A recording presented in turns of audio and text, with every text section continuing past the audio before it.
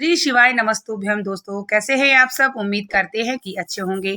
आज हम वीडियो में जानकारी लेने वाले हैं कि हम में अगर कोई कष्ट है या कोई परेशानी मनोकामना है तो हम हनुमान जी की पूजन किस प्रकार से करें और मैं कैसे करती हूँ, ये सब मैं आप लोगों को पूरी वीडियो में जानकारी देने वाली हूँ। इसलिए वीडियो को स्किप किए बिना अंत तक जरूर देखिएगा और इस वीडियो को आप चाहे तो शेयर भी कर सकते हैं और चैनल पर नए हैं तो सब्सक्राइब करना ना भूलिएगा। चलिए हम बात कर लेते हैं हनुमान जी की पूजन के बारे में। देखिए, हनुमान जी का पूजन हफ्ते में एक दिन अवश्य करना चाहिए। ये आप जो देख रहे होंगे वीडियो में, मैं भगवान के लिए प्रसाद बना रही थी और यह बेसन का प्रसाद है, बेसन का लड्डू है जो मैं घर में स्वयं बना रही थी। अक्सर मैं बाहर से मंगाती हूँ, लेकिन मेरे मन में विचार आया कि जब भी भगवान को भोग लगाएं तो अपने घर का अगर बना के आप भगवान को समर्पित करते हैं तो उसमें आपका भाव होता है। आपने अपने घर से चीज़ें बनाई और शुद्ध देसी घी या जो भी चीज़ें यूज़ किया वो सब कुछ स्वच्छ है और अपने हाथ का बनाया हुआ है, तो भगवान उसे बहुत प्रसन्न से लेते हैं। इसलिए कोशिश करें कि जब भी आप अपने भगवान को, किसी भी भगवान को भोग लगाते हैं तो अपने स्वयं अपने घर में बनाएं और उन्हें समर्पित करें, चाहे आपके पास जो भी है। भगवान भाव के भूखे होते हैं। इस प्रकार से तो आप प्रसाद के बारे में जान गए। अब हम बात करते हैं कि जब हम किसी विशेष कष्ट या मनोकामना के लिए पूजा करते हैं तो जिस प्रकार से आप ये पीपल के पत्ते देख रहे होंगे, मैं हर शनिवार को कोशिश करती हूँ, अगर मिल जाता है तो लेके आती हूँ।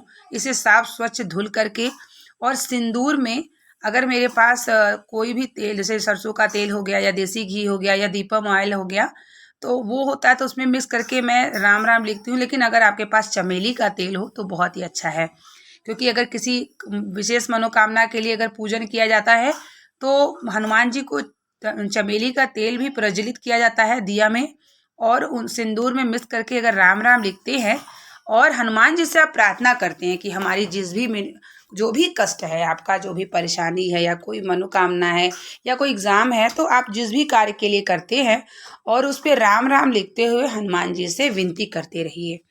इस प्रकार से अगर आपके पास 108 मिल जाए या 11 मिल जाए या 5 मिल जाए, हमको तो 11 पत्ती मिल गई थी और अक्सर मिल जाती है हनुमान जी की कृपा से। तो आपके पास जितने भी मिल जाए और आप उसको इस तरीके से हाथ की जो मौली हम लोग बांधते हैं उसी से आपको 11 मौलियों को उसी तरीके से माला बना लेना है और हनुमान जी को समर्पित करना है जब आप पूजन के लिए बैठते हैं। और जब आप सुंदरकांड का पाठ हफ्ते में, देखिए, एक दिन अवश्य करना चाहिए। जिस प्रकार हमारे सारे घर में सारे कष्ट हैं दूर हैं, हनुमान जी उसे स्वयं समाप्त करते हैं।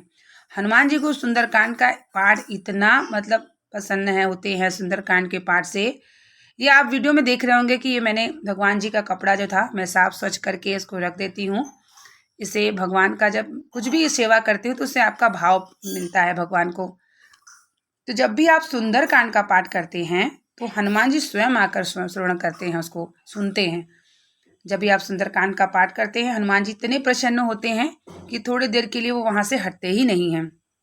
तो जब भी आप सुंदरकांड का पाठ करें तो संपूर्ण अवश्य लगाएं। और जब भी आप समय का, जैसे कि किसी कार्यवश के लिए अगर कर रहे हैं तो 11 दिन का अनुष्ठान कर लीजिए आप, शनि या मंगलवार से, और एक ही समय पर करिए। जैसे कि अगर आप रात्रि में 8 बजे करते हैं तो उसी समय पर करिए और 11 दिन तक आपको समय का पालन करना पड़ेगा।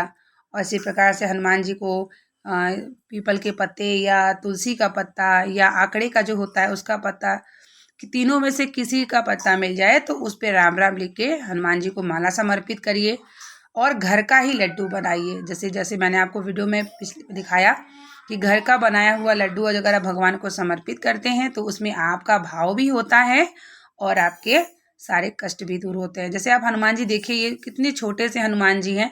और इस हनुमान जी के बारे में भी मैं आपको बताऊंगी कि हनुमान जी मेरे यहाँ कैसे आए, और ये इतने चमत्कारी हैं कि मैं क्या बताऊं। इतने छोटे से हैं कि जब भी मैं इनको वस्त्र धारण कराती हूँ ना तो ये गिर जाते हैं।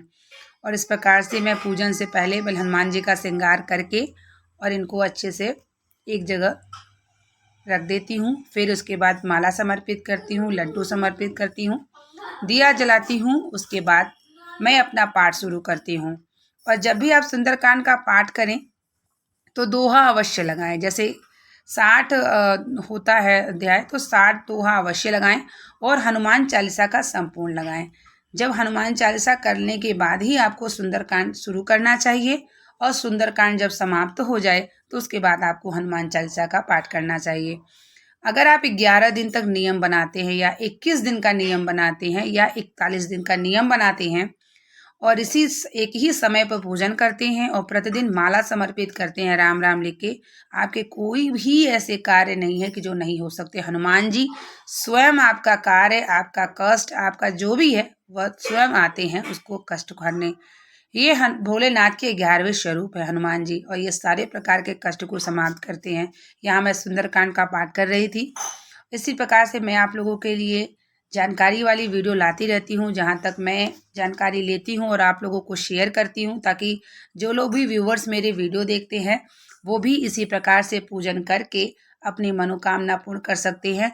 यहाँ मैं लौंग और कपूर से आरती कर रही थी। देखिए, लौंग और कपूर का आरती अगर आप करते हैं तो आपके यहाँ जो नेगेटिविटी ऊर्जा होती है वह समाप्त होती है। लौंग और कपूर का धुआं पूरे घर में जाने हर प्रकार के कीटाणु भी समाप्त होते हैं। इस प्रकार से आपको आरती के समय लौंग और कपूर का इस्तेमाल अवश्य करना चाहिए। उसके बाद क्षमा प्रार्थना करना चाहिए कि अगर मान लीजिए आपके पूजन में कहीं त्रुटि या शब्दों में त्रुटि हो तो हम हनुमान जी मुझे क्षमा करिएगा, और हमारे जो भी कार्य हैं, जिस भी कार्य के लिए कर रहे हैं, इसे आप पूर्ण रूप से सही करिएगा। कवन सो काज कठिन जग माही, जो तात तुमसे नहीं जाए। कौन से ऐसे काज हैं जो हनुमान जी से नहीं होते। और अगर आप हनुमान जी की प्रार्थना करते हैं, विनती करते हैं, पूजन करते हैं, सुंदरकांड का पाठ करते हैं, तो हनुमान जी आपके सारे कष्ट को दूर करते हैं। कैसी लगी मेरी वीडियो आप लोग मुझे कमेंट में बता सकते हैं, और हम आपके लिए इसी तरह वीडियो लाते रहें। तब तक के लिए आप लोगों को श्री शिवाय नमस्तुभ्यम। हर हर महादेव। हनुमान जी आपकी सारी मनोकामना पूर्ण करें।